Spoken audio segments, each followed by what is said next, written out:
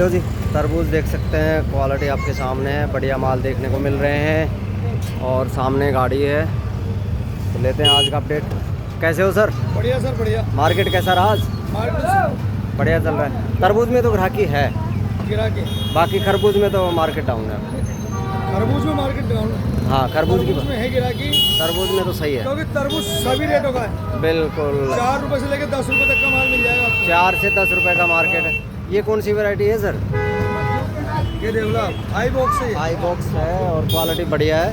लगभग चोमू का माल है। 4 से 5 केजी के आसपास है। चोमू का है, 7-7 किलो का पीस है। 7-7 किलो के पीस है।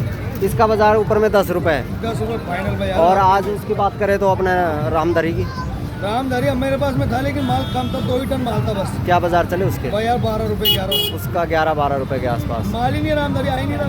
बिल्कुल। आज मंडी में गाड़ियाँ कितनी होंगी? गाड़ियाँ तो पूछो मत, कितने 100 से ज़्यादा गाड़ियाँ। ठीक है जी sir. Mobile number? Instrument company C40 Jaipur Muhana Mandi. Mobile number 9588088823। चलो, धन्यवाद।